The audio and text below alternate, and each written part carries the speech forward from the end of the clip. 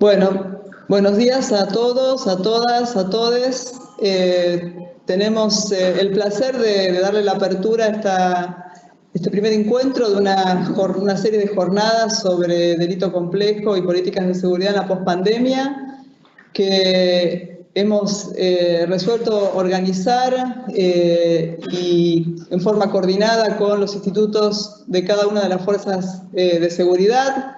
Han participado de las coordinaciones desde el área de la Subsecretaría de Formación que está a cargo de Karina Mouso, los rectores del Instituto Universitario de la Gendarmería Nacional, del Instituto Universitario de la Policía Federal, del Instituto Universitario de Seguridad Marítima y del Instituto Educativo de Seguridad de la Policía de Seguridad Portuaria.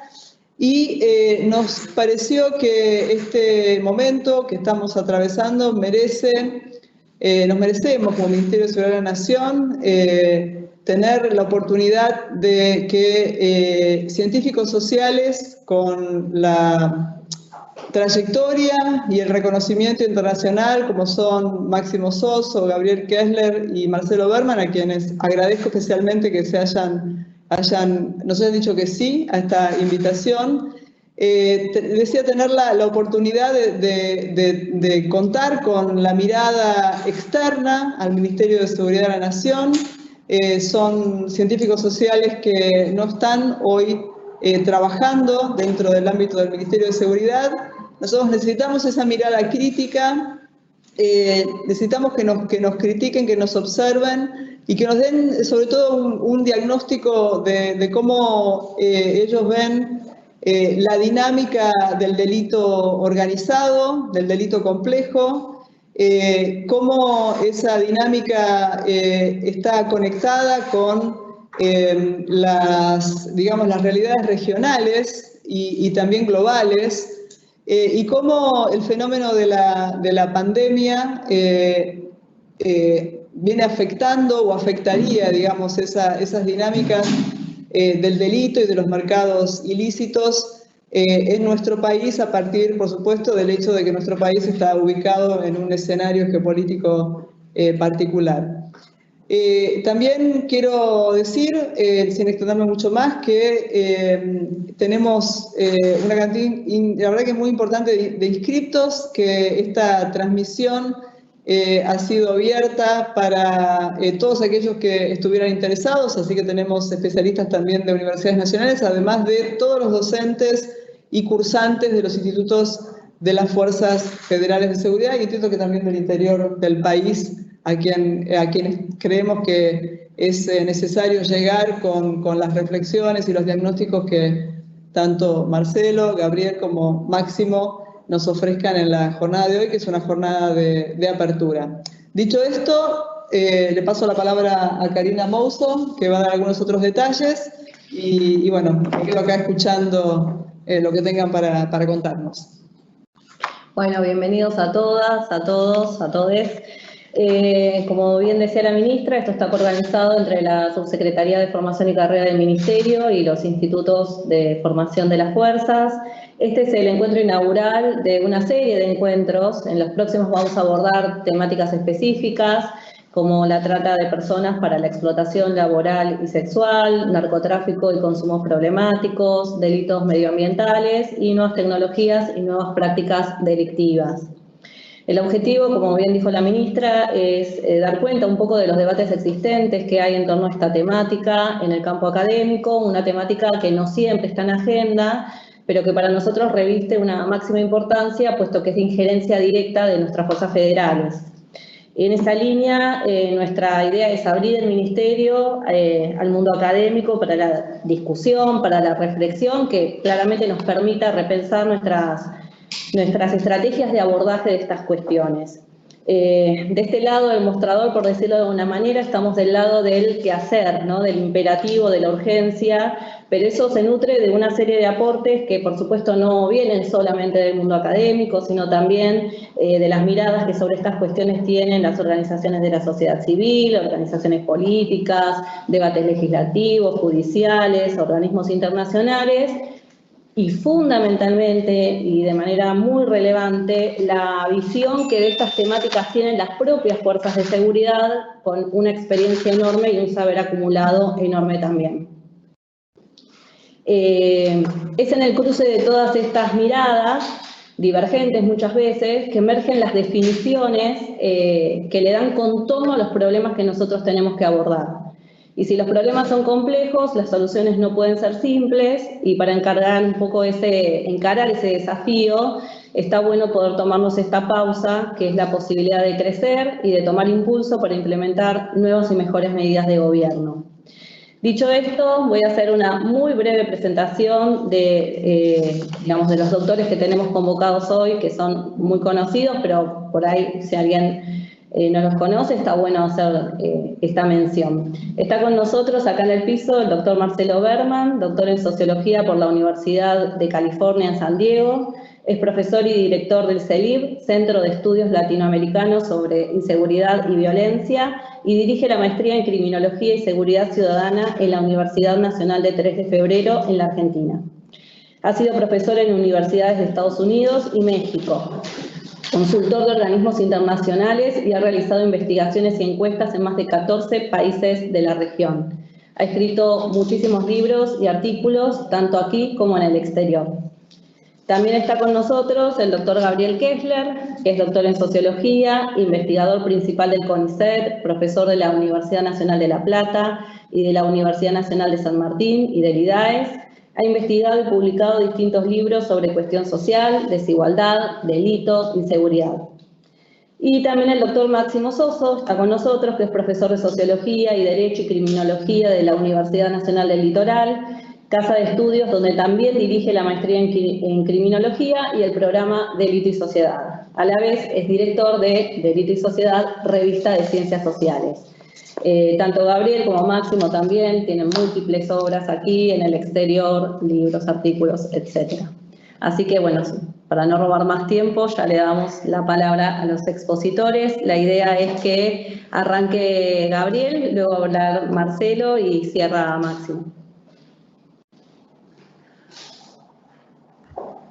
Bueno, buenos días, ¿se escucha bien? Cualquier cosa se escucha bien. Bueno, buenos días a todos, todas.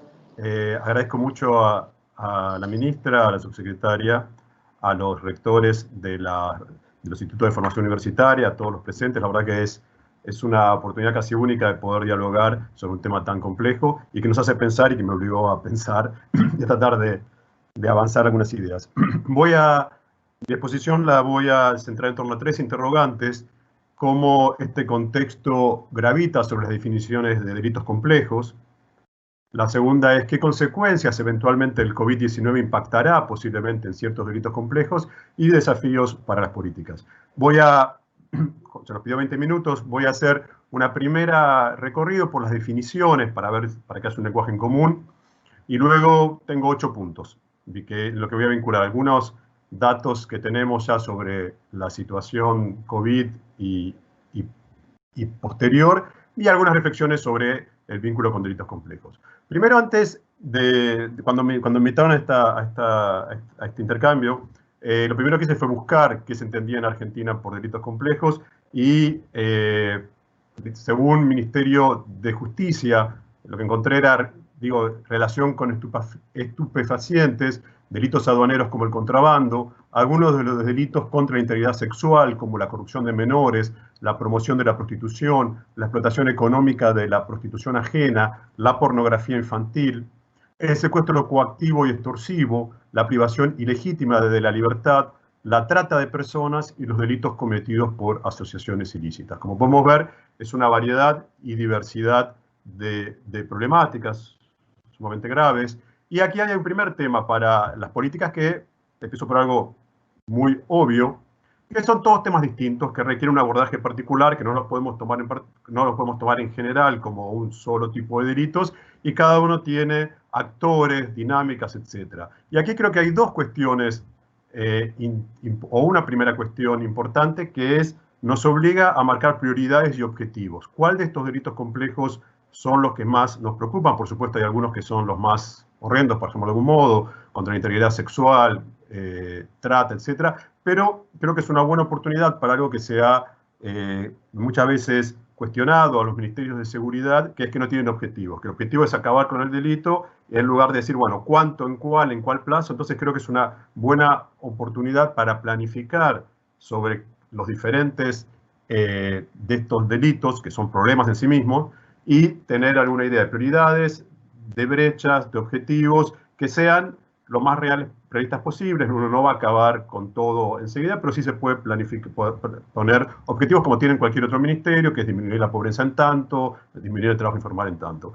También me parece que es un lugar, y creo que este sí es un momento único, creo, de lo que yo conozco en la Argentina, que es el elenco que hay en el Ministerio de Seguridad, más los rectores de los institutos universitarios, compone una masa crítica de personas que conocen muy bien la gestión, muy bien la academia. Por lo tanto, es una oportunidad para tomar estos distintos delitos como objetos de estudio que puedan ser aplicados con los métodos de las ciencias sociales.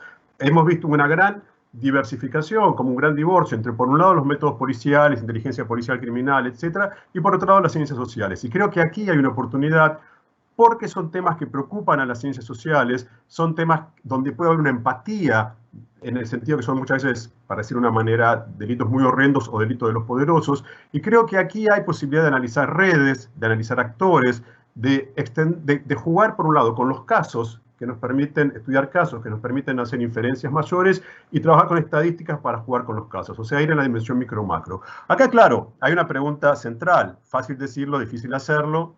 Hay un tema de recursos, de incentivos para quienes investiguen, la cuestión legal.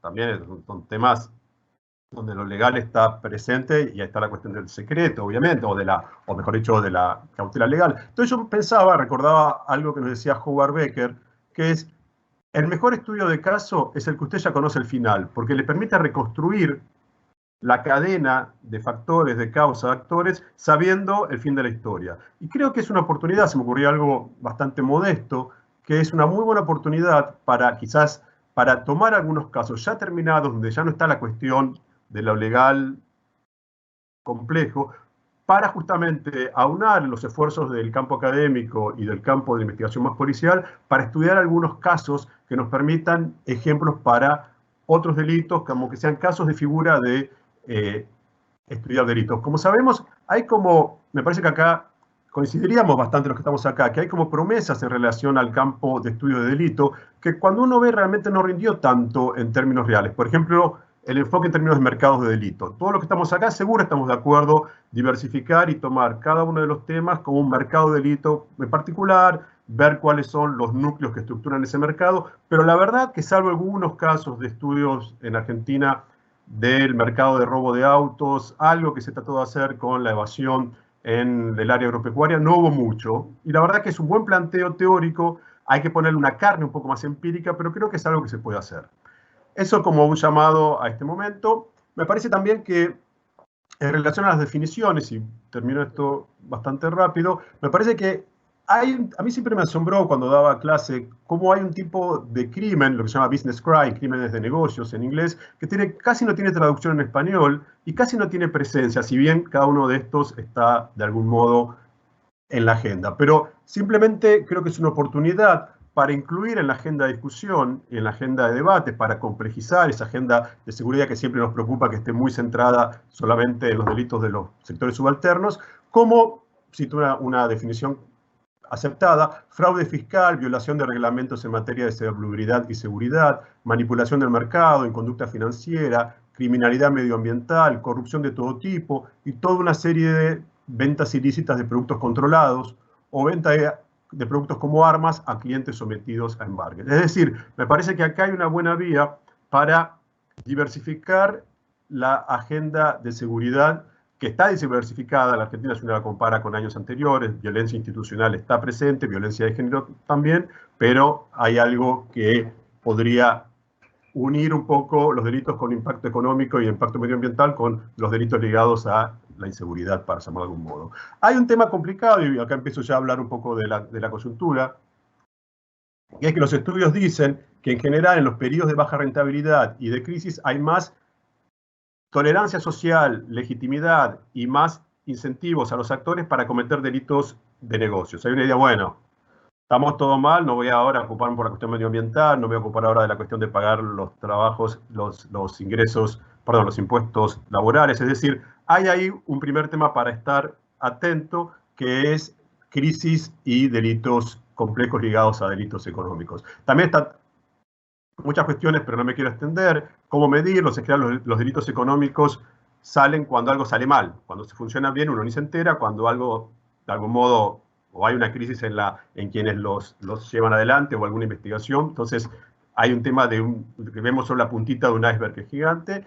Y quiero terminar con la parte de definiciones. También me parece que hay un cuestionamiento desde hace tiempo, pero se ve cada vez más influenciado por la fuerza del ciberespacio, de la definición de crimen organizado. Crimen organizado, como saben, aparece como las 5 características de Hagan: previsión de lucro, división de trabajo con una práctica continua y organizada jerárquicamente, uso de violencia y amenaza, a un grado de inmunidad política y complicidad con agentes públicos.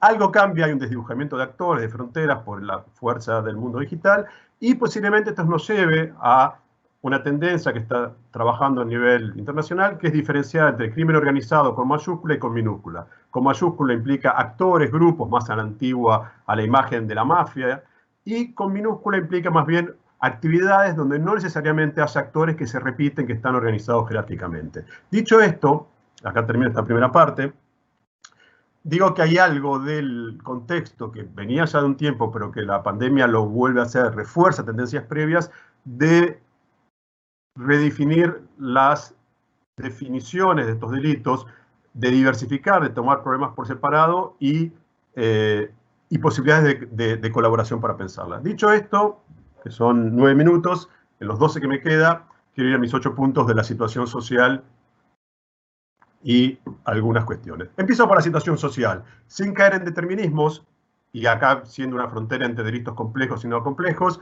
Déjenme dar algunos datos de la situación social argentina. Estamos con un 40% de pobreza, que llegaría a un 55% si no hubiera medidas del Estado. Estas son informaciones no oficiales, pero son cálculos bastante respetables y bastante medidos. 55% de pobreza, pobreza infantil 62%, que implica, si se mantiene, una generación que va a pasar su infancia en una situación de pobreza, cosa que ya hemos visto, y un PBI que va a caer un 10% según la CEPAL, lo cual es una situación tremenda, para decir de una manera grande. Hay un aumento de la desocupación, pero sobre todo hay un peso muy grande de trabajadores pobres, trabajadores que trabajan en el sector informal, etcétera, pobre, y hay un aumento todavía no está muy medido, un aumento de la desigualdad, pero para quienes quieran pensar en el pasado, hay algo que hace aparecer, para pensar en términos de delito, obviamente no todo periodo se repite, al 2002, donde tuvimos un aumento importante del delito. No tiene que pasar lo mismo, pero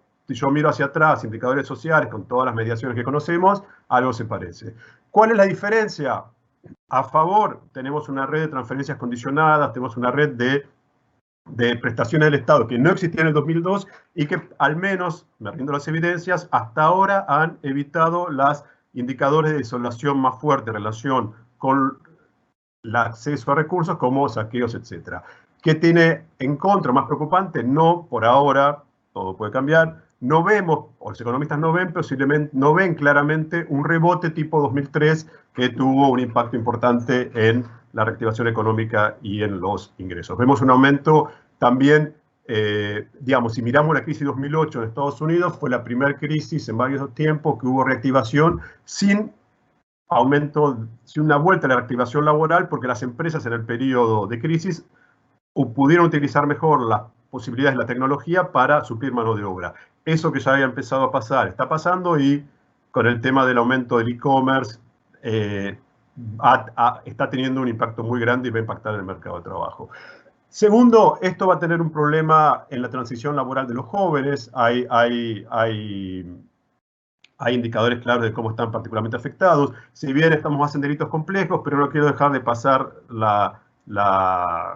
pasar un poco algo que hemos aprendido del pasado, y que creo que es algo que con mis compañeros de mesa, con Marcelo y con Maxi, alguna vez lo charlamos, como que fue una gran interrogante, creo que ninguno lo pudo saber por qué los gobiernos postneoliberales en el periodo no implementaron medidas de prevención social relacionadas con el delito, con todos los vericuetos que esto tiene, que hubieran sido climáticos en relación a, o sea, acordes en relación a las pautas de los gobiernos postneoliberales. Sin duda hay un montón de debates, no es el momento acá de hacerlo, pero algo de esto hay que pensar y seguramente tenemos que pensar algo novedoso, no pueden ser las políticas de prevención social, sabemos los problemas que esto tiene, estigmatizante, etcétera, pero algo novedoso en relación a, por decir algo, la articulación entre prevención social y economía popular en los barrios, que está teniendo un desarrollo muy importante y comparado al periodo anterior, estoy pensando en la crisis 2001-2002, ha logrado una consolidación, una presencia en el espacio público y una concientización de los actores que, sin lugar a duda, cualquier política territorial que tome la idea de prevención con todos los problemas que puede tener esta idea, no puede hoy desconocer, o mejor dicho, debe tener un gran aliado con los movimientos sociales y con lo que es la economía popular. En segundo lugar, o tercero, perdón, hay un tema subjetivo importante que es, hay ya datos de aumento de los temores, hay un aumento de la aporofobia, que es la fobia a los pobres, el aumento de la altorofobia, todo otro que pueda ser sospechado, estar contaminado en un sentido, digo, casi antropológico, es motivo de mayor distanciamiento, preocupación y exclusión. Es decir, esto generalmente tiene una vinculación con mayor punitivismo, con un aumento que ya se venía sintiendo hace tiempo de sentimientos antiinmigratorios. Y acá va a haber un tema importante porque los estudios que están mostrando la migración es que como hay trabas a la movilidad, va a haber en este momento, y no se sabe cómo los gobiernos van a regular esto cuando se salga de la pandemia, pero posiblemente va a haber una presión migratoria muy fuerte, sobre todo en los países que están en una situación más compleja, como Venezuela, pero también otros, y eso puede llegar tener un impacto en el tráfico de personas, en favorecer las formas ilegales que se aprovechan de la necesidad migrante, y algo se está empezando a ver, porque ahí va a haber un tema importante.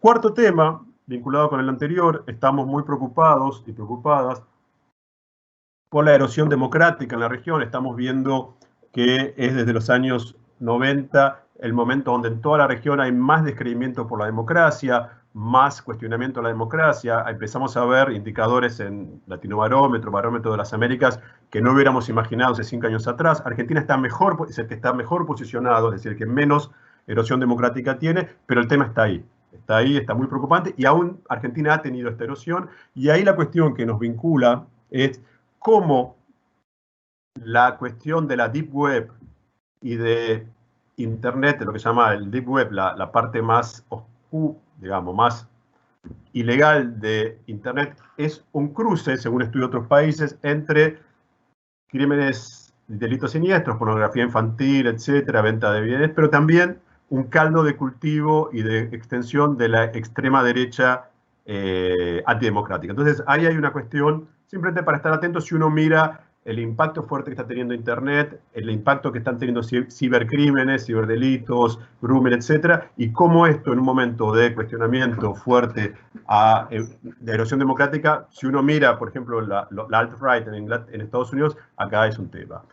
Quinto tema, aumento del teletrabajo, aumento de las operaciones por Internet, aumentaron un 85% lo que va del año. Dos cuestiones, ya sabemos, hay un aumento de los ciberdelitos, esto está documentado, pero creo que hay dos cuestiones importantes para las políticas. Una, hay mucha polución informativa. Todo el tiempo te dicen qué hacer y está en un estado donde eso genera anomia informativa. Bueno, ¿qué tengo que hacer? Y lo que se sabe, y eso hay algunas cosas que estuvimos viendo en relación a la pandemia, mucha información es igual a nada porque hay una parte de fatiga cognitiva que si, bueno, no hago nada. Entonces, es bueno que se sepa, que se tenga claro cuáles son las medidas que hay que tomar y cuáles no. Y también que como esto va cambiando todo el tiempo, que cada tanto haya un punteo, decir, bueno, esto es lo que sabemos, esta es la actualización, porque hay como un constante cambio. Y también estamos viendo que las empresas están invirtiendo mucho en ciberseguridad por todos estos cambios, y sería bueno que esa inversión también se comparta con la sociedad. O sea, que haya un desarrollo importante en ciberseguridad de las empresas y que eso también se pueda compartir con el sector público y con los individuos. Creo que sí, quinto tema, no sé, devaluación del dólar dólar caro o salario bajo en dólares, como ustedes lo quieran salir, o salario o dólar barato, pero salarios aún más bajos, impacto en el encarecimiento de bienes y repuestos importados, como autos y otros bienes que, como lo hemos visto en el 2002 y como Marcelo lo documentó muy bien para toda América Latina. Nuevamente, si pensamos en el pasado, fue un momento, 2002, de aumento de los delitos de robo de autos, justamente por una demanda de las piezas. Entonces, creo que ahí hay algo importante. Si no recuerdo mal, estaba revisando la ficha, 2002-2003 fue un pico de robo de autos. Realmente, no siempre la historia vuelve, pero hay algo ahí para estar atento. Y también me parece que hay algo para repensar, nuevamente vuelvo a la economía popular, en vez de estar solamente esperando que surjan mercados ilegales, pienso de ropa, etcétera, tener ahí también formas donde las formas populares de consumo y de producción puedan entrar como algo, como un aliado para suplir este déficit que va a haber de consumo en los sectores más bajos y que no entre dentro de las zonas ilegales donde se paga, digamos, sobornos por tener zonas ilegales donde se puede establecer mercados. Es decir, que haya una mirada que no sea solamente legal y legal sobre los bienes que posiblemente en periodo de crisis van a tener una forma de producción popular, para que esto pueda ser también objeto de políticas donde lo productivo y el acceso al consumo popular esté presente. Mercado de drogas, me quedan 2 minutos, voy a respetar. Mercado de drogas, ahí hay un tema que es sumamente importante, que no viene de la pandemia, pero que es el cambio que está implicando el consumo de drogas por el cada vez más fuerte presencia de las drogas sintéticas, cómo eso cambia la imagen, cómo eso cambia la geopolítica, y quizás sea una opción para el trabajo y la regulación del mercado de drogas que nos aleje un poco de la visión más violenta, más clásica de la guerra contra las drogas, porque por la estética de lo que implica el mercado de drogas sintéticas tiene como un nivel de violencia posiblemente menor y también tiene una menor presencia en el espacio público. Ahí hay toda una duda, una pregunta que no la sé, cómo implica, qué pasó con el tráfico por la restricción temporaria de circulación, pero ahí hay una pregunta para realizar, pero creo que ahí hay un tema, creo que es una buena oportunidad para pensar políticas de regulación de drogas que estén fuera de la cuestión menos, digamos, de la violencia, y que nos acerque más a un tipo de regulación de los mercados ilegales, como sucede en Europa, donde esos mercados no tienen un correlato fuerte en relación con las drogas. Pero bueno, es un tema. Termino, son mis 2 últimas preguntas o temas. Ahí hay un tema que es más propio de las academias policiales, yo no conozco tanto, pero sí me parece que es interesante que eso entre un poco en el debate académico, que son las preguntas sobre las formas de policiamiento. El debate sobre, sabemos que ha habido un avance hace tiempo, policía orientada a problemas, las formas de accionando palancas, policía a través de terceros. Digamos, hay una idea, repito porque no sé cuándo está pasando, de llevar al policiamiento como algo más científico, fuera de la mirada de todos. Es algo que se discute posiblemente en las academias policiales, yo no tengo ahí tanto conocimiento, pero me parece que es un buen momento para que esto entre un poco en el debate público y para que la idea de trabajo policial no sea solo más patrulla. Me parece que hay algo donde este periodo, la pregunta que yo me hago es cómo esta forma de policiamiento, que de todos modos están muy vinculados al patrullaje policial, al georreferenciamiento, más al delito urbano, aunque sea con formas más sofisticadas, puede también tener un impacto fuerte en los delitos complejos. Último tema, sabemos que hay una apuesta a la tecnología muy fuerte en la región, es el tema actual, apuesta a la tecnología, apuesta a la evidencia, sabemos que está todo puesto ahí, hay mucho dinero, mucho mercado, mucha presión y mucha expectativa.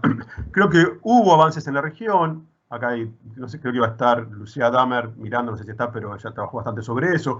Hubo avances en tema de patrullaje, información, respuesta rápida, en comunicación, en vehículos inteligentes, en vigilancia electrónica. Algunos países, quizás Chile con el sistema de táctica operativa policial más avanzó, pero cuando uno recorre un poco lo que pasó en Colombia, en Ecuador, en Chile, en Mendoza, en el caso argentino, en el Estado de México, son cosas muy ligadas todavía al patrullamiento. De algún modo tiene más que ver con el patrullamiento. Entonces, la pregunta del avance de la tecnología en los delitos complejos es una oportunidad. Hay experiencia del pasado de no repetir, no quedar fascinado por una tecnología y no comprar cualquier cosa, que haya algún tipo de coordinación, que la tecnología no sea un fetiche en función de los públicos, sino que tenga algún tipo de vinculación con los objetivos.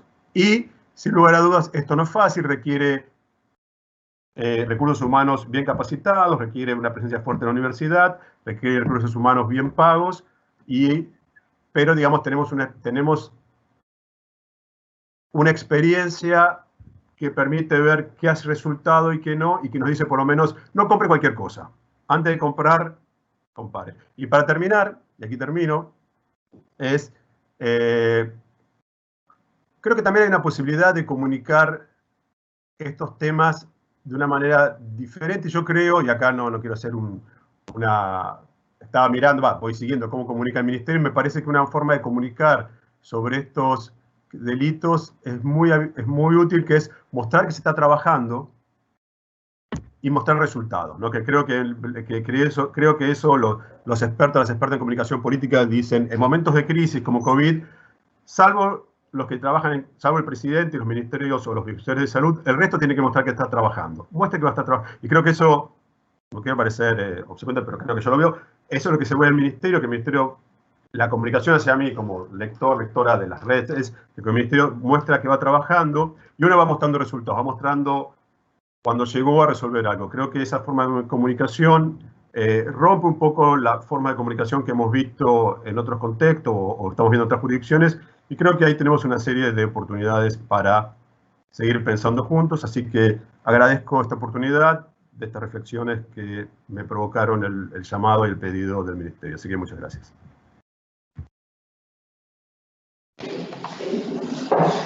Muchas gracias, Gabriel. Le damos ahora la palabra a Marcelo. Bueno, buenos días a todos, a todas, todes. Gracias a la ministra por la invitación y a todos los colegas y la gente del Ministerio por darnos la oportunidad de vertir algunas reflexiones acerca de los escenarios de pospandemia. Esto nos han invitado de alguna manera a reflexionar y bueno, y voy a tratar de hacer un trazado de distintas alternativas o distintas posibilidades que podamos imaginarnos hacia el futuro. Lo primero, predecir es materia de profetas, y ni yo soy profeta en esta tierra ni en ninguna otra tierra, y es difícil hacer profecías en nuestros campos. Por lo tanto, lo que normalmente hacemos en las ciencias sociales son analizar, asignarles probabilidades a los diferentes escenarios. Muy concretamente, si a mí me dicen cuál es la probabilidad que mañana en Argentina haya una devaluación, voy a decir el 1%.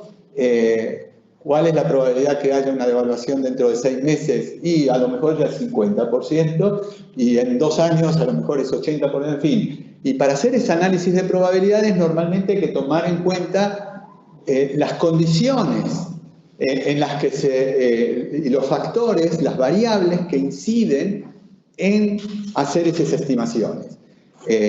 Someterlas a pruebas, etc. Hay ciertos procedimientos. Bueno, yo voy a, sin ser demasiado sofisticado, voy a tratar de hacer algo así con respecto al tema de lo que se viene después de la pandemia, que por supuesto, insisto, no es profecía ni nada por el estilo, es asignarle una probabilidad determinada, y al final de la exposición voy a dar algún número. Puede sonar una alerta un poco tremendista, no lo es, estoy poniendo el peor de los casos y bajaremos de ahí. Para hacer un buen análisis, una de las variables más importantes es tratar de ver, bueno, cómo fueron los comportamientos anteriores respecto a ciertas crisis. Entonces, lo que yo le traje voy a hacer una presentación muy rápida con algunas filminas del PowerPoint y con esas tratar de identificar qué pasó en 3 momentos de crisis anteriores bastante fuertes en Argentina. La crisis del 89, la de la hiperinflación, la crisis del tequila, que fue en la mediados de los 90, y la crisis del 2001.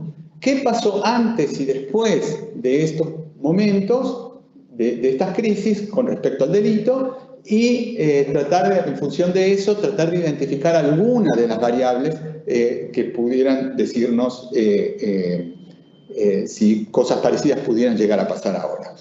Entonces, vamos a poner ahora, la primera de las presentaciones es muy rápido. La primera de las presentaciones es la tasa, lo que pasó en la crisis del 89. Aquí hay un problema, en los años 80 los datos son muy malos, no hay muchos datos, pero si ustedes pueden observar, estas son las tasas delictivas cada 1000 habitantes, tenemos algunas informaciones respecto a los 80, después tenemos los 90, en el 90, 91, 92, va subiendo el delito. Si ustedes ven el momento del pico, no miremos el 93, miremos el 90, es el año del pico muy superior al 84, por decir, ¿no? Eso es 30% mucho, o 35% más. Y después cae un poco.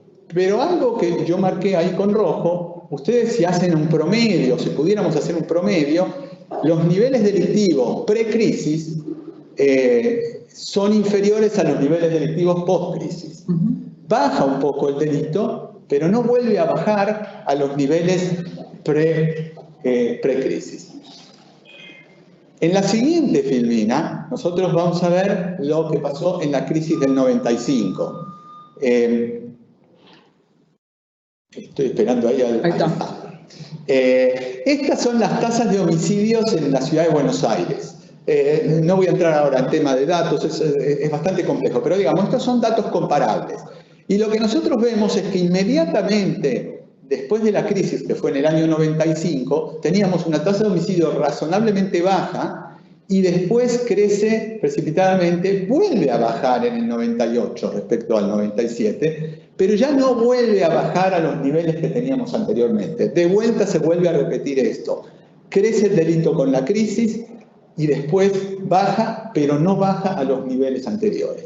Quiero pasar ahora a la del 2001, a la crisis del 2001, que en realidad explota en el 2002. Ustedes, las tasas más altas de delito en la República Argentina ocurren en el año 2002. Y lo que nosotros vemos acá son datos del Ministerio de Justicia de esa época, de los hechos delictuosos cada 100.000 habitantes. Y lo que ustedes ven, marcado en rojo, tienen un promedio de aproximadamente 2.300, 2.400 por cada 100.000 habitantes en los mediados de los años 90. Y después crece precipitadamente la crisis del 2001 y bajan, pero no vuelven nuevamente a bajar a los niveles precrisis. O sea, estamos de vuelta. Lo que nosotros observamos es que hay una crisis que provoca un crecimiento delictivo y después se baja un poco y se ameseta, pero nunca vuelve a los niveles anteriores. Para esto hay explicaciones, hay estudios que podemos hacer. No lo vamos a hacer acá, pero yo voy a dar dos pistas nada más de algunas cosas utilizando la crisis de los 90. La primera es, el título ahí no está bien, estos son muertes por armas de fuego, perdón, el título está mal ahí.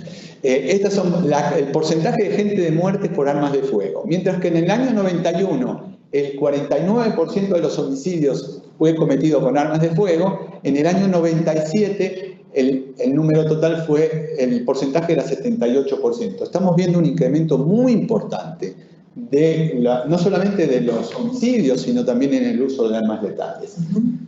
En la siguiente filmina vamos a ver una relación, esta es la que yo le decía sobre, disculpen estar un poco en inglés, pero el desempleo juvenil, el desempleo de gente que tiene 15 años, entre 15 y 19 años y no estudia. O sea, mientras que en los principios de los 90, más o menos el 15% de estos jóvenes estaba desempleado, ya en el año 97 llega a más del 40% de este grupo etario. ¿Qué quiere decir esto? Que hay lo que ya sabemos, hay un incremento fenomenal del desempleo, especialmente en los sectores de los jóvenes que abandonan la escuela. Las otras líneas, una habla sobre homicidios, la otra habla sobre crímenes totales. Ahí sí no miren el eje de la izquierda porque los números están ajustados para que puedan compararse con la tasa de homicidio. Pero lo que ven es que hay lo que nosotros llamamos en las ciencias sociales, una fuerte correlación, muy fuerte correlación, especialmente entre los delitos totales, que en realidad estamos hablando de la gran mayoría de delitos contra la propiedad, y el desempleo juvenil. Esto es una pista, no estoy diciendo que esto es lo que lo causa, esto es una pista. ¿Qué es lo que nosotros podemos observar de estas filminas? La primera conclusión es que las tasas delictuales crecen mucho en las crisis, pero nunca vuelven a bajar a los niveles pre-crisis. O sea, bajan, pero no bajan a los niveles anteriores. Si esto es así, entonces nosotros lo que tenemos que esperar de esta crisis, si es que esta crisis se prolonga en el tiempo, etcétera, es que haya un nuevo piso de criminalidad más alta a partir de cuando se normalice. Pero acá tenemos un problema mayúsculo, yo diría. ¿Y cuál es el problema mayúsculo? Que los predictores del periodo post-crisis, si llamamos a la pandemia la crisis, los predictores post-crisis son bastante diferentes a los de las crisis anteriores. La crisis del 89 o del 90, de la hiperinflación, la crisis del tequila en menor medida, pero también, y por supuesto la crisis del 2001, fueron seguidas de un crecimiento, como dijo Gabriel recientemente, fueron seguidas de un crecimiento vertiginoso que impactó en todo tipo de indicadores. Aquí todavía esto queda como signo de interrogación. ¿Tendremos un crecimiento vertiginoso? Nada predice que vayamos a tenerlo en los próximos meses, ni en los próximos años. Segunda condición complicada. Arrancamos con niveles, también lo expresó recién Gabriel, no voy a volver sobre esos datos, arrancamos sobre niveles de pobreza muy altos, niveles de desigualdad, niveles de deterioro comunitario mucho más altos que en las crisis anteriores. Esto no complica las cosas. El desempleo juvenil hoy en día, no tengo los datos, pero debe estar por la estratosfera, y venimos de prácticamente una década sin crecimiento económico, prácticamente. Entonces, son indicadores muy complicados. ¿Qué sí tenemos a favor en esta crisis? Tenemos, por lo menos hay dos factores que la literatura reconoce como muy importantes y en Argentina existen, y es que las comunidades son razonablemente fuertes y con bajos niveles de conflictividad. Argentina no tiene, yo enseguida voy a hacer alusión a otros países de América Latina, Argentina no tiene grandes clivajes o problemas muy serios de clivajes religiosos o étnicos, no tiene niveles de conflicto, desde luego que no somos Yugoslavia ni nada por el estilo, pero tampoco somos México ni Brasil. Argentina no tiene esos niveles de conflictividad, por lo menos hasta ahora. Y también mencionado también por Gabriel recién, hay una red de contención muy fuerte. Argentina tiene, a diferencia de muchos otros países de la región, tiene una penetración en todo tipo de segmentos poblacionales con redes de contención muy, muy importantes. No sé si alcanzarán para contener mucho, pero sí están funcionando, evidentemente, y bueno, es un desafío hacia adelante, pero hace que las fortalezas comunitarias, que es un factor importante, que reconoce la criminología como un factor disuasor o disuasivo del delito, bueno, esas cosas están presentes. Por lo tanto,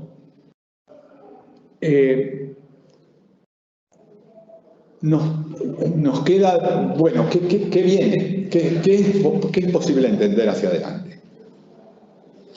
Yo voy a presentar, en los minutos que me quedan, un escenario difícil, no porque le asigne a este las grandes probabilidades de concretarse, sino porque me parece que es importante estar alerta. Como les decía, ¿Argentina va a entrar en caos el mañana? No. Pero dentro de 10 años, si no hacemos varias cosas, podemos tener escenarios muy complejos. La primera, entonces, la recomendación de pensar es evitar a toda costa. Las experiencias latinoamericanas son una de aprendizajes. Evitar a toda costa un deterioro muy serio en la materia de seguridad. Por varias razones. La primera es porque niveles de criminalidad alto no los queremos nadie, digamos. Y la segunda es porque, los estudios lo muestran muy claramente, es muy difícil volver de eso. O sea, una vez, la dinámica de la actividad delictiva es que una vez que se sube un piso, ya es muy difícil de volver. Miren, San Pablo, por ejemplo, en los años fines de los 90, tenía unas tasas delictivas fenomenales, tremendas, 40 homicidios por cada 100.000 habitantes.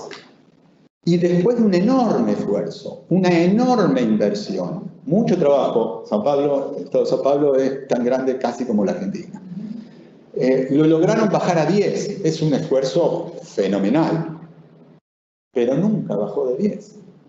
Colombia ha hecho enormes esfuerzos, Colombia ha tenido unas tasas de criminalidad fenomenales, de 80 por cada 100.000 habitantes, lo han bajado y lo han bajado hasta 15. Y hasta ahí.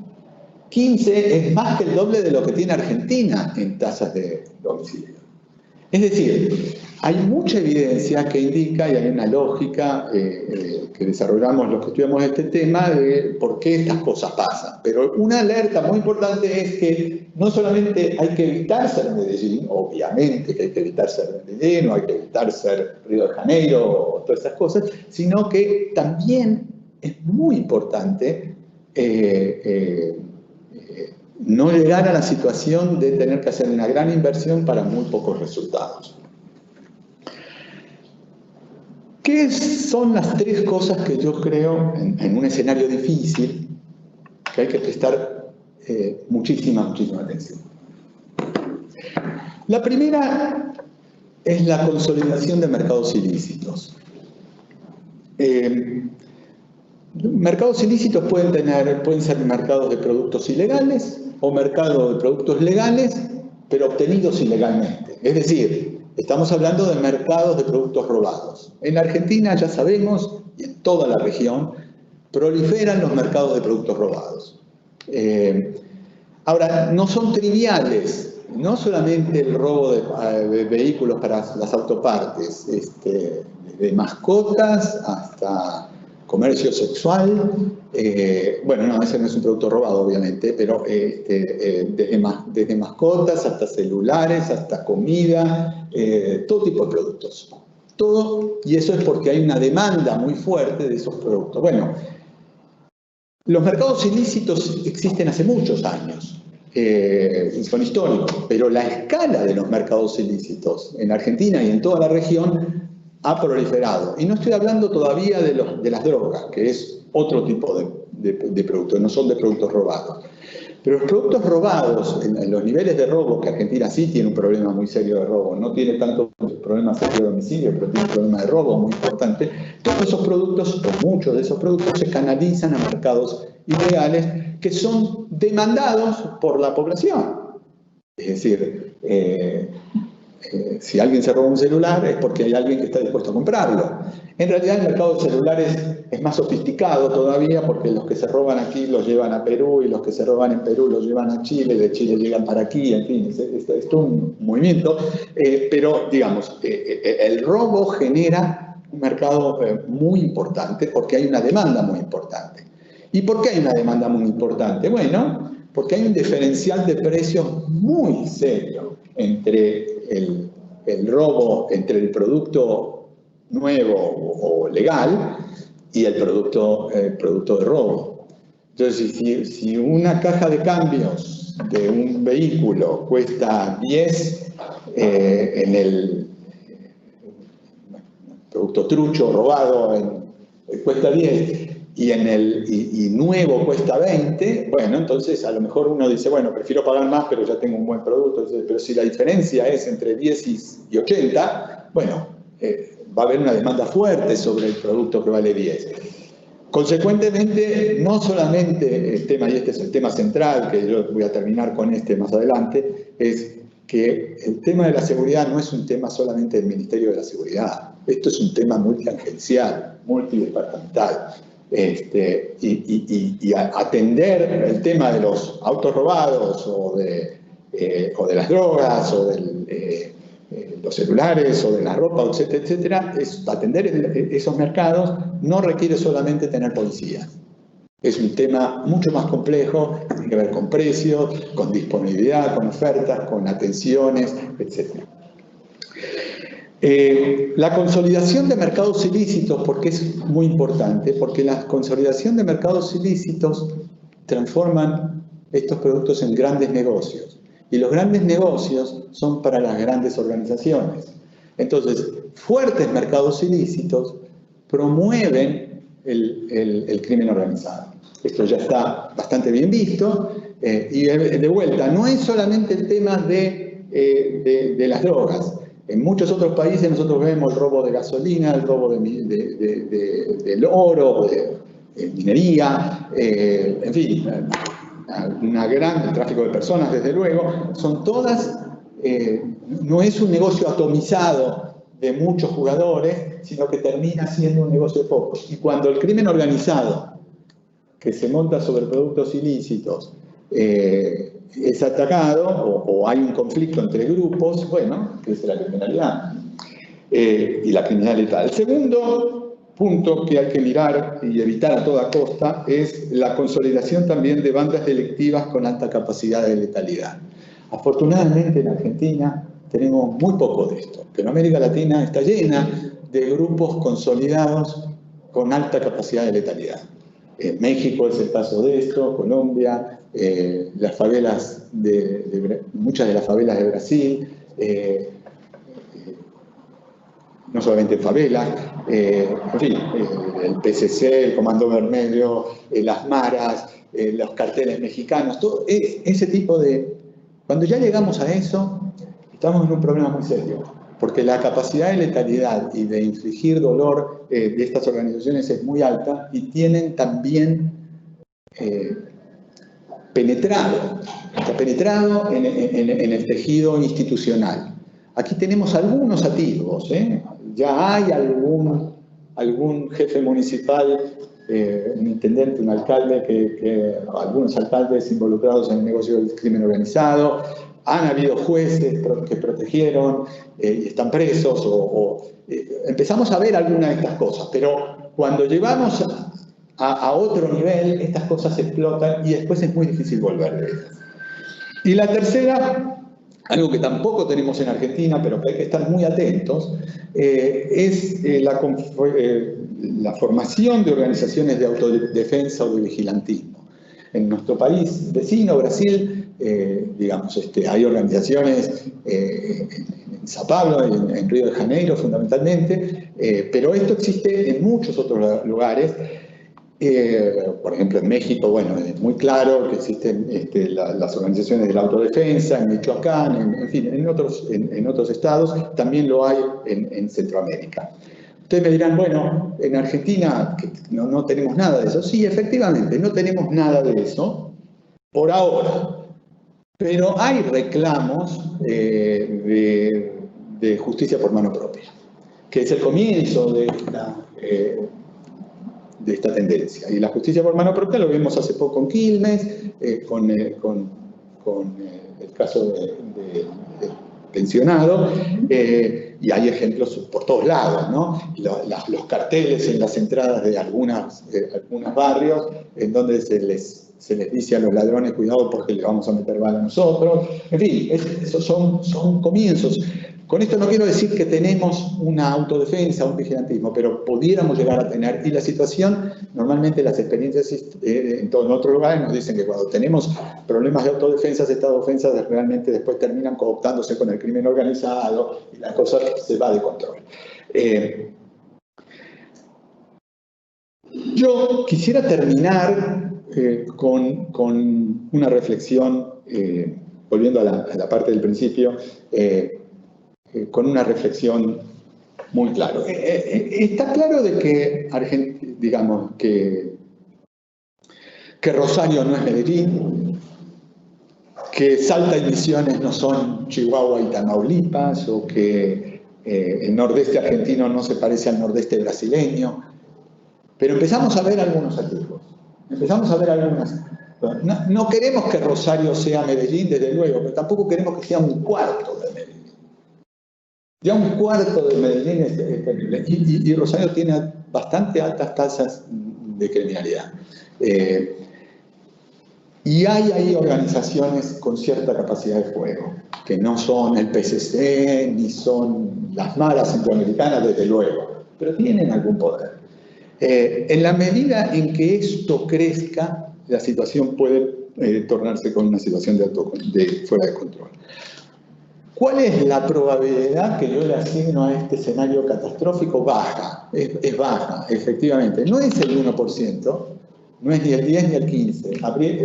Hay todos modelos estadísticos que podríamos construir para tratar de dar una probabilidad, pero tal vez hay una probabilidad que en 5 años estemos en una escala, la probabilidad que en 5 años estemos en una escala de mucho mayor criminalidad que la que tenemos ahora, yo creo que es más del 70%. No es el escenario catástrofe, pero sí es un escenario complicado, y esto nos interpela a que, y esta es la reflexión final, a que el problema de la criminalidad no debe ser solamente atendido por los policías o por el Ministerio de Seguridad. Es el ancla, desde luego, pero esto merece un abordaje desde múltiples agencias, porque requiere un entendimiento de la complejidad del negocio criminal. Bueno, muchas gracias. Aplaudimos acá. Aplaudimos acá porque acá se escucha. También a Gabriel.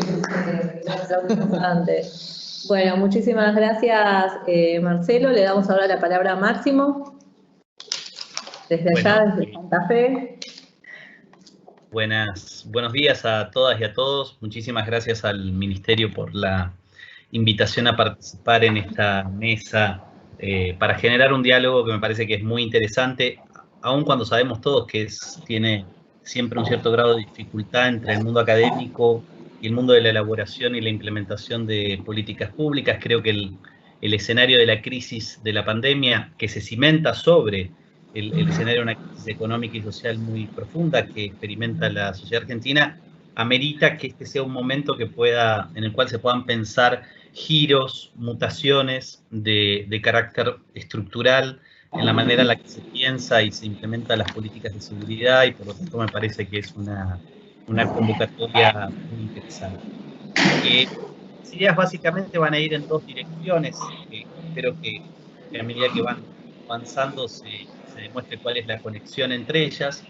En primer lugar, querría introducir una reflexión sobre este objeto del delito complejo, utilizando el ejemplo del mercado de las drogas ilegales, y sobre ciertas direcciones de las políticas de control del delito en los últimos años en la Argentina y los efectos que están produciendo, y por lo tanto la necesidad de instalar un cambio radical en ese sentido. Y por otro lado, me gustaría conectar esto con un debate más particular acerca del rol de las policías, en particular de las fuerzas de seguridad a nivel federal, en este potencial giro o en esta potencial mutación.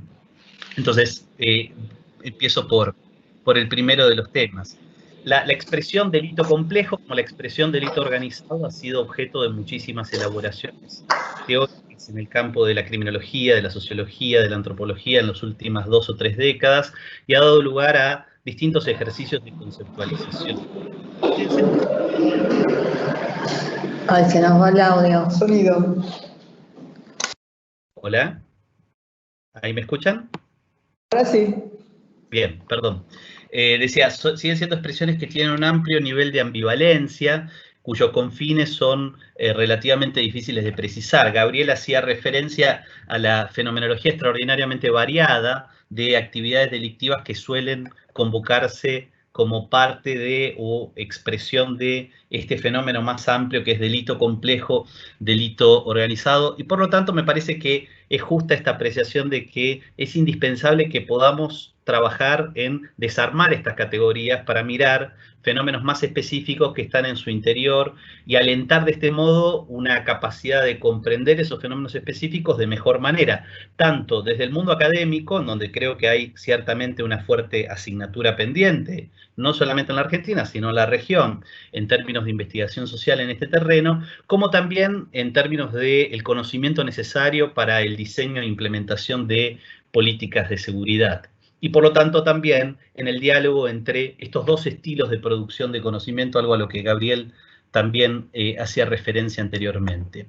En particular, un elemento que a mí me parece preocupante en la traducción de estos conceptos en el terreno del discurso público y el discurso político es que muchas veces la categoría delito complejo, la categoría delito organizado, ha servido para construir decisiones y acciones en el terreno de la política pública que reproducen y magnifican los niveles de desigualdad. Quiero decir, pese a que estas categorías han sido inventadas para separarse del delito común o del delito de la calle, y por lo tanto con una cierta orientación y un interés en pensar el rol de los sujetos poderosos económica y socialmente en estas tramas delictivas, en la práctica muchas veces estos conceptos han sido recogidos en las políticas públicas, y voy a tratar de mostrarlo brevemente para el caso argentino, reproduciendo la desigualdad y por lo tanto reproduciendo la focalización de las intervenciones estatales en los segmentos más débiles, en los segmentos en los que participan sujetos desventajados económica y socialmente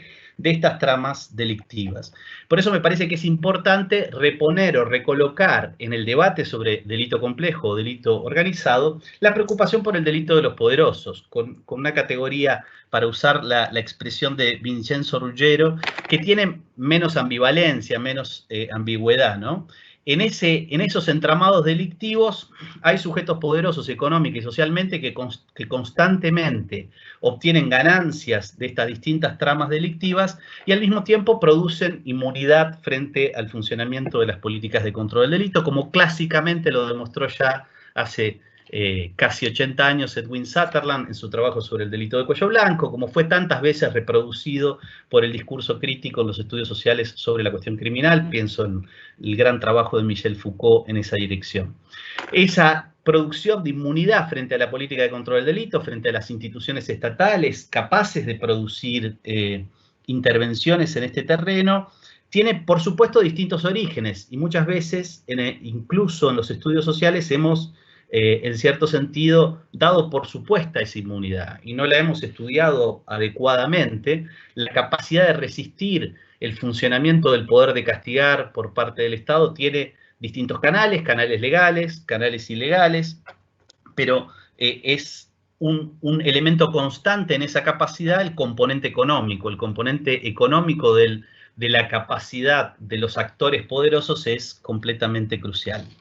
Me parece que un ejemplo paradigmático de esto es la traducción de estas nociones de delito complejo, delito organizado, en el terreno de la política de control del delito, en el marco de, o en relación, mejor dicho, a los mercados de drogas ilegales, ¿no?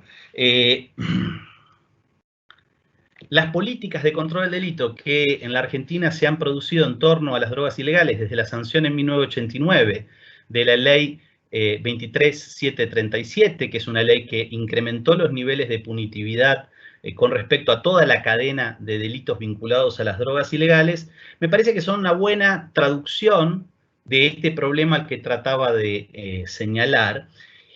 Y eso se ha visto intensificado enormemente en la última gestión gubernamental, en el gobierno del presidente Macri, produciendo un resultado realmente dramático.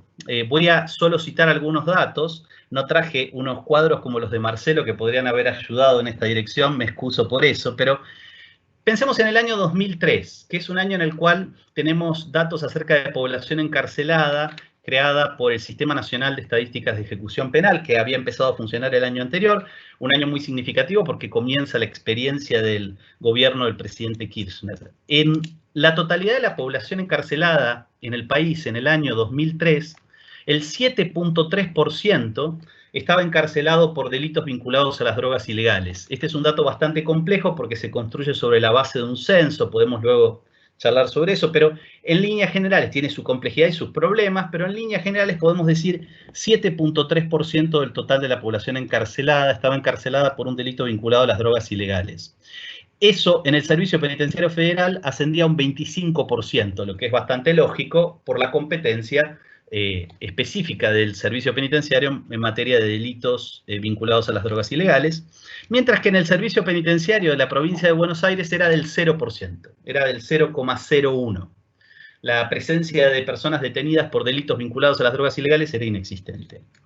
Si nos mudamos hacia el año 2015, cuando se cierra la experiencia de los gobiernos kirchneristas en el país, estos datos habían pasado del 7.3% del año 2003 al 9.6% a nivel de la totalidad del país. Es decir, era un cambio de poco más de 2 puntos porcentuales. La población encarcelada por drogas ilegales en el país había crecido luego de 12 años de estos 3 periodos gubernamentales de 7.3% a 9.6%.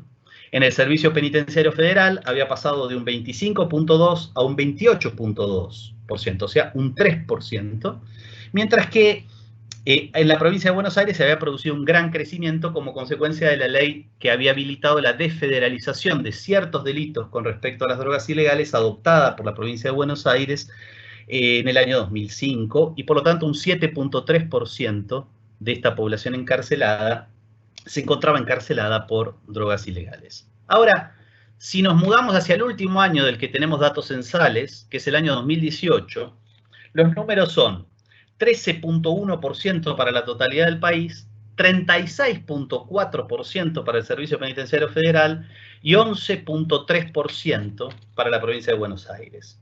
Es decir, que si tomamos la comparación 2015-2018, no tenemos todavía los datos del año 2019, o sea, del último año del gobierno del presidente Macri, el nivel de crecimiento es verdaderamente alucinante. En solo 3 años, en términos de porcentaje, el porcentaje de presos por drogas ilegales se incrementó un 36% a nivel del país, un 29% a nivel del Servicio Penitenciario Federal y un 55% a nivel de la provincia de Buenos Aires. Ciertamente estos datos no nos permiten entrar demasiado en las características de los hechos delictivos por los cuales las personas están privadas de la libertad. Y ahí hay una asignatura pendiente. Se ha hecho algo, un cierto nivel de desagregación a partir del censo del 2016, pero sigue habiendo ahí un trabajo pendiente porque hay muchos presos que no se especifica por qué tipo de delitos vinculados a las drogas ilegales están presos. Pero justamente la encuesta del CELIP, de la Universidad Nacional de 3 de Febrero, que lideró Marcelo, que hizo 2 encuestas a unas muestras representativas de presos en el Servicio Penitenciario Bonaerense y en el Servicio Penitenciario Federal en 2013 y 2015, nos muestran que la mayor, por distintos indicadores, como por ejemplo el volumen de dinero involucrado en el delito por el cual la persona ha sido acusado, que hay una fuertísima tendencia a que estos encarcelados sean sujetos que participan en los escalones más bajos, en los segmentos más débiles del mercado de drogas ilegales. Tenencias de distinto tipo y prácticas de comercialización de carácter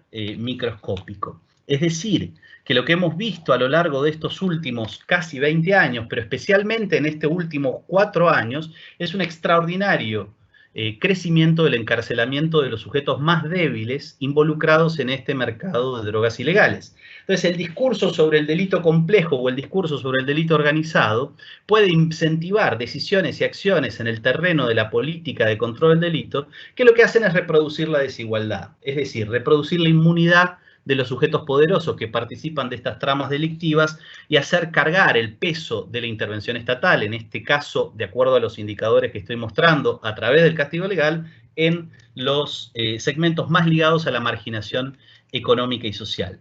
Que por otro lado, como sabemos, y como está muy demostrado a partir de la investigación sociológica y antropológica en los últimos años en América Latina, no impacta demasiado en la reproducción de esa trama delictiva porque esos escalones más débiles son fácilmente reemplazables por otros protagonistas que participen activamente de ellos.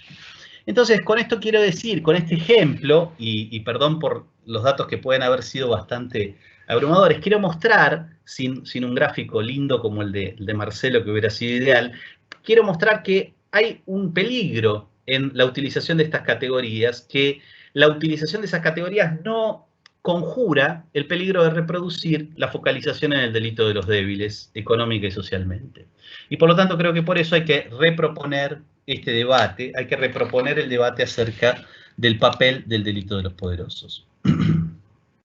Eso me parece que es algo que comparten como desafío tanto el mundo académico como el mundo de las políticas públicas. Ahora bien, un gran debate en este terreno en particular del mercado de las drogas ilegales es obviamente el debate sobre la descriminalización. A mí me parece que es un debate que es indispensable plantear en el escenario público y político. Un contexto tan particular como el que estamos atravesando puede ser un contexto difícil en el cual construir ese debate público, pero creo que las experiencias recientes en los últimos 10 años de procesos de descriminalización en torno a la marihuana en distintos lugares del mundo nos ilustran la clara posibilidad de al menos instalar un debate en torno a ese tipo de sustancia prohibida, que por otro lado hemos visto que ha sido legalizada con fines medicinales también incluso en nuestro propio contexto. Entonces creo que es un momento en el cual lanzar el debate sobre la legalización de ciertas drogas ilegales es crucial como un punto de partida. Ahora bien, y esta sería la segunda parte de mi argumento, también el escenario en el que vivimos es un escenario muy particular en donde la crisis de la pandemia puede transformarse en una oportunidad. Sabemos perfectamente que desde hace algunos años, desde el momento en el cual acabó el ciclo de transferencia de competencias policiales desde la esfera federal a la esfera de la Ciudad de Buenos Aires, y desde el momento en el cual se sancionó un nuevo Código Procesal Penal a nivel nacional en el año 2014, cuya implementación ha sido demorada, pero que finalmente está empezando a caminar lentamente, se abre todo un espacio para la discusión acerca especialmente del rol de la Policía Federal Argentina en relación con este universo del delito complejo, en relación con este universo del delito organizado. Evidentemente, la transformación de la justicia penal a nivel federal hacia un modelo adversarial requiere un tipo de institución policial encargada de investigar actividades delictivas complejas, organizadas, que es preciso generar o reconstruir a partir de las estructuras organizativas y del personal de la Policía Federal Argentina. Digo esto porque también, por supuesto, de las otras fuerzas de seguridad federales que han venido cumpliendo muchas tareas de investigación en este terreno en los últimos años. Podíamos charlar sobre eso también al respecto. Pero me parece que aquí se abre, en este momento tan particular de reconstrucción de las competencias, no solo en materia policial, sino también en materia de justicia penal, entre Ciudad de Buenos Aires y nivel federal, la posibilidad de lanzar un debate público sobre cómo construir una institución policial que se dedica a hacer investigación sobre el delito complejo, el delito organizado. Un tipo de investigación, un tipo de fuerza de investigación que además tenga la capacidad de trabajar con un Ministerio Público Fiscal que a partir del proceso de reforma de la justicia penal evidentemente va a cobrar mayor autonomía y mayor fuerza. Entonces, parecería ser que en torno a este tema tenemos algunas enseñanzas que la investigación social sobre la construcción de esas policías de investigación, de esas fuerzas de investigación nos han dejado. Una que creo que es fundamental en torno a ciertas tramas de actividad delictiva que podríamos llamar delitos complejos es la enseñanza en torno a la necesidad de recolocar el problema de la desigualdad en el centro de la escena. O sea, cómo reconstruir una vocación por investigar a los poderosos en estas tramas delictivas. Cómo construir la capacidad para investigar a los poderosos, ¿no? Y esto, por supuesto, implica toda una serie de dilemas acerca no solo de los modelos organizativos, de las competencias profesionales, sino también de los recursos estatales. En este sentido, creo que el escenario este particular, que por supuesto está atravesado por la situación de la pandemia, generando una serie de problemas para plantear estos debates públicos, creo que es una gran oportunidad para instalar el debate acerca de qué tipo de policía de investigaciones en el plano federal es necesario construir a partir de, o en el marco de, una reforma de la justicia penal que sea capaz de, al fin, realizar una de sus promesas. En América Latina, todas las reformas de la justicia penal desde los años 80 han tratado de legitimarse como un mecanismo para producir efectivamente una mayor capacidad de investigar y sancionar los delitos de los poderosos. Hasta ahora los resultados, cuando los evaluamos comparativamente, son bastante pobres en esta dirección. Entonces, ¿cuáles son los caminos para que eso deje de ser así? ¿Cuáles son los caminos para que ese resultado negativo se siga reproduciendo? Creo que hay una oportunidad para instalar ese debate en el terreno público, en el terreno político. Muchas gracias.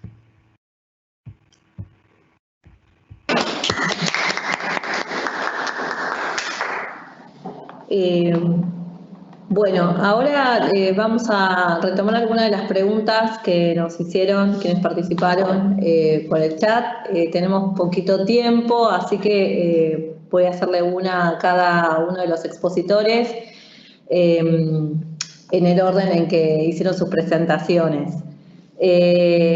Gabriel, nos preguntan, ¿podría detenerse un poco más en la relación entre el diseño de políticas de prevención y los desafíos que plantea para evitar fomentar la aporofobia y la estigmatización? ¿Cuáles son las principales advertencias a considerar? Es una pregunta para vos, Gabriel. Para Marcelo, nos preguntan, tanto Berman como Kessler señalan como desafío que el precio del dólar haga aumentar el valor de ciertos bienes e impulsar el delito de robo, dinamizando esos mercados ilícitos. Berman señala que esto puede llevar a un crecimiento en términos organizativos de las bandas, grupos delictivos. ¿Cómo se puede trabajar para evitar esa escalada? ¿Qué aspectos o dimensiones del problema se deben tener en cuenta? Y todavía no tengo seleccionada la de Máximo, así que arranquen Gabriel y Marcelo y después te hago la tuya, Máximo. Bueno, muchas gracias por la presentación de los colegas y muchas gracias por la pregunta. Brevemente. Como decía antes, algo creo que coincidimos casi todos y todas los que trabajamos estos temas en América Latina, ha sido como un interrogante no resuelto. ¿Por qué los gobiernos post-neoliberales, en la medida en que hubo aumento del delito o no hubo tanta disminución como esperábamos en un periodo de crecimiento, no se pusieron en marcha políticas de prevención social extendidas, salvo como se dice el eterno piloto, o algunos que fueron como, cada uno era como la que se mostraba, Viva Río, después Fica Vivo en Minas Gerais, siempre hay una que es la que se muestra, pero nunca se extendió. Yo creo que ahí Argentina tuvo algunas cuestiones, comunidades vulnerables que estuvo empobrecidísima, el envión volver, o envión. Yo sé que hay una muy buena experiencia en Santa Fe, de la que si quiere puedo hablar Maxi, que creo que fue bastante protagonista o testigo de esa experiencia. Yo creo que ahí la cuestión es que hay problemas que están siempre, que si es una política, las digo brevemente y las posibilidades. Si es una política que está en el Ministerio de Seguridad o en el Ministerio Social. Si está en el Ministerio de Seguridad, está ya diciendo que están las conductas predilectuales, con lo que ya eso implica en términos de estigma, todo eso.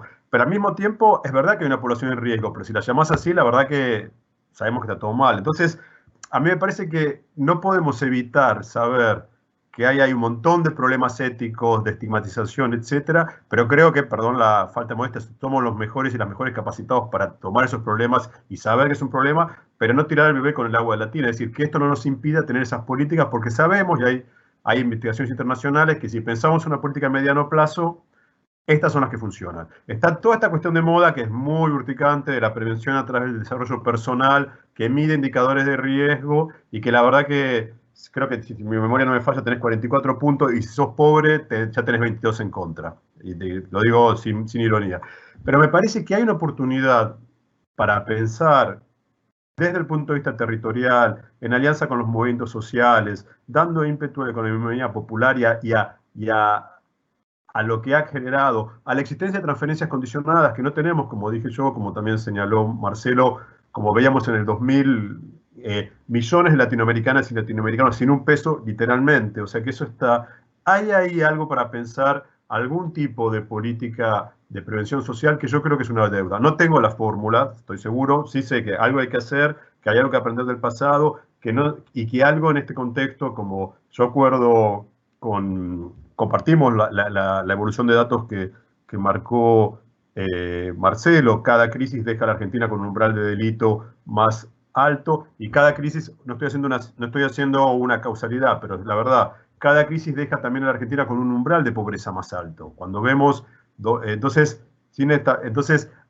algo vamos a tener que, o sea, y además creo que estamos en la mejor situación para saber que esto puede pasar. No estamos mirando, no con el diario del lunes lo que pasó el sábado, sino sabemos que esto está acá, está presente, sabemos que eso está en el panorama de ahora y no tenemos, perdón, estoy repitiendo, no vamos a tener el rebote de 2003, salvo que suceda algo que no esperamos. Entonces yo creo que algo hay del tejido social que mostró una fortaleza muy fuerte en esta crisis, cuando empezamos el relevamiento que yo coordiné de aislamiento social para el gobierno, para el presidente. Me acuerdo que dijimos, esto explota en una semana. Bueno, no explotó, y ahí está mostrando que algo del Estado, de los movimientos sociales funcionaron. Y creo que eso, a nivel territorial, con el cuidado que implica, etcétera, hay algo para hacer, porque, termino con esto, de manera no planificada, cuando yo trabajaba sobre delito juvenil y fuimos a ver a algunos chicos que conocíamos post-2002, 2003, muchos se habían articulado en movimientos sociales, en movimientos piqueteros, o sea que ahí hay un potencial de cohesión importante y que es algo, digo, yo pondría la mira ahí, me parece que hay algo interesante ahí para innovar. Bueno, muchas gracias. Sí, me hacen una pregunta muy interesante que va al corazón de lo que yo creo que es el principal foco del crecimiento delictivo de la región. Los mercados ilícitos no solamente prosperan porque hay una devaluación. Quiero dejarlo esto en claro. O sea, puede no haber devaluación y eso. La razón por la que existe un mercado de productos ilícitos es porque hay una demanda por esos productos y hay alguna limitación en la oferta. Puede ser que el producto esté prohibido, como las drogas, o puede ser que no esté prohibido, pero alguien le encuentra la vuelta como para que salga más barato un producto, ¿no? Ya sea por una piratería del asfalto, ya sea porque hay mercados consolidados de robo o hay formas de adquirir ese producto.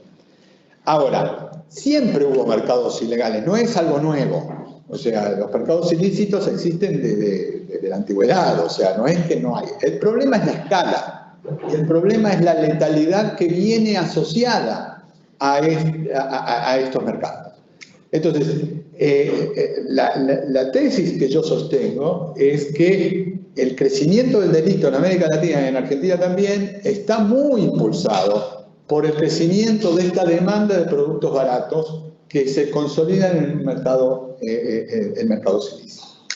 Ahora, ¿cómo combatirlo? Es el gran desafío. Si uno quisiera empezar a ver cómo se desmonta un mercado ilícito, siempre está el paradigma de los Estados Unidos y la prohibición del alcohol. Mientras el alcohol estaba prohibido, la mafia prosperaba. Una vez que se legaliza el alcohol, el consumo de alcohol, se acaba el negocio, o los mafiosos empiezan a armar bodegas y empiezan a hacer el cultivo, el desarrollo de la industria vitivinícola de Estados Unidos, y etc. Y se transforman en mercados legales totalmente. ¿Okay? Entonces, este es un paradigma muy conocido, pero la idea es que donde podamos legalizar, legalicemos. Acá entramos todo el debate sobre el cannabis, las drogas, etcétera, etcétera, que no me voy a meter ahora, pero digamos, mientras haya una demanda persistente sobre las drogas y una imposibilidad de adquirirla por forma legal, siempre va a haber alguien dispuesto a ofertarla, y cuanto más difícil, miren lo paradójico, cuanto más difícil es llevar la droga al mercado, más va a ganar el dealer. ¿Por qué? Porque tiene que arriesgarse más, porque hay más dificultad. Entonces, la ganancia es mayoritaria y menos va a querer renunciar. Con un agravante, que cuando ve el vecino, este gana 100 y yo gano 10, yo también quiero ganar 100. Y entonces me voy a tratar de sacarle al mercado a este compañero, y entonces empiezan las peleas entre las bandas. ¿Okay? Esa es una forma muy resumida. En los mercados ilícitos, con esto voy a terminar, uno de los caminos, hay 3 caminos para lidiar con los mercados ilícitos, o 3 grandes familias. Una es con los productos ilegales, viendo la posibilidad de regularlos o de facilitar el acceso, a veces legalizándolos, a veces no, pero buscando caminos donde el acceso sea más llano. Siempre no con los costos que ellos tienen, ¿no? Nadie quiere que la gente se emborrache, nadie quiere que la gente se drogue, etcétera, etcétera. Todas esas cosas hacen mal, pero digamos, hay que lidiar con ello. El segundo tema, que me parece que es muy importante y no está atendido, la segunda alternativa o política pública, es tratar de bajar el precio de los productos ilícitos. ¿Y cómo se hace eso? Bueno, reduciendo impuestos de ciertos productos. O sea, hoy cuando uno va a comprar un neumático, la mitad del valor del neumático son distintos tipos de impuestos, etcétera, etcétera. Bueno, si pudiéramos reducir eso, el diferencial de precios entre el neumático robado y el neumático nuevo baja, se achica, y entonces crecen los incentivos de comprar el neumático nuevo y desbarata por instrumentos de mercado el negocio del mercado ilícito. Eso desde luego no corresponde al Ministerio de Seguridad, eso corresponde a una interacción entre el Ministerio de Seguridad y el Ministerio de Hacienda, u otros tipos de mecanismos de eso. O sea, reducir la brecha entre los precios de mercado. Por ejemplo, los productos digitales tienen altísimas tasas impositivas de importación, etcétera, etcétera. Bueno, habría que ver y seleccionar donde hay un problema ahí, mirar el esquema impositivo. Y el tercero, que a mí me parece que es fundamental, y es una alusión directa a lo que perfectamente expresó Máximo en su presentación, de que nos estamos atacando no el problema, sino las consecuencias del problema, encarcelando gente que no hace al corazón del negocio ilícito. Es más, lo propulsa. O sea, cuando tenemos una persona que va preso, un pequeño dealer de la esquina que va preso, inmediatamente viene otro a cubrirlo. No es que resolvimos el problema del consumo de droga, sino que incrementamos la población carcelaria sin resolver el problema. Es esquizofrénico en este caso. Entonces, lo que tenemos que hacer, en todo caso, es ir a desbaratar a las bandas. Es ir no solamente de las drogas, de todos los mercados ilícitos. Eso es muy complejo, es muy difícil, pero digamos, ahí tienen que estar apuntados los cañones. Si no, los mercados ilícitos van a seguir prosperando. El costo lo tienen que asumir aquellos que tienen las mayores rentas en los negocios de los mercados ilícitos. Bueno, hasta aquí. Gracias. Nos quedó una pregunta para Máximo. Acá me seleccionaron una para que nos entre en este breve tiempo. Bueno, no sé si es breve para responder, pero preguntan: ¿cómo construir la capacidad para investigar a los poderosos? Hablaste de generar debate público, legalización de drogas, reorganización policial. ¿Qué actores deben estar involucrados? Y además, ¿cómo hacerlo si depende tanto del Poder Judicial? Bueno, sí. Claramente esta afirmación es como corre el riesgo del wishful thinking, como se dice en inglés, ¿no? De un pensamiento que tiene muy buena voluntad, pero parece que es muy difícil de lograr. A mí me parece que en líneas generales hay experiencias concretas de construcción de estructuras organizativas y prácticas de investigación,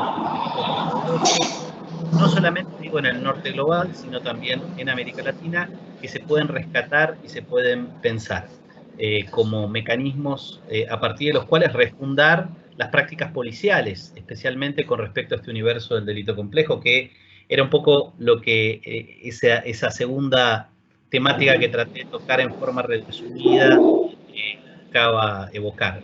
Creo que es posible y practicable construir un estilo de trabajo en investigación criminal sobre estos mercados ilegales que apunte, como decía Marcelo recién, a esas estructuras superiores, trabajando a partir de un nuevo estilo de trabajo policial. Un estilo de trabajo policial que no se dedica a detener personas que venden al menudeo en una esquina, en un barrio marginal de nuestras ciudades, sino que, para usar una vieja expresión de The Wire, esa famosa serie televisiva norteamericana, que follow the money, ¿no? Que siguen el dinero.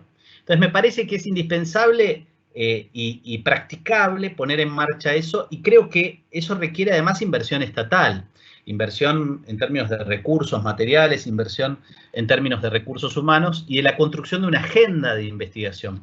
Por eso me parecía que el momento que se abre, estamos en presencia realmente de un cambio muy importante en términos del funcionamiento de la justicia penal en la Argentina, de un cambio en las prácticas del Ministerio Público Fiscal. Creo que es un momento muy importante para instalar este debate con respecto al rol de las fuerzas de seguridad federales en general y en particular de la Policía Federal Argentina. Creo que este camino, por supuesto, requiere decisión política, requiere obviamente de recursos, requiere conocer experiencias, discutirlas, adaptarlas, repensarlas, etcétera, y requiere también debate público.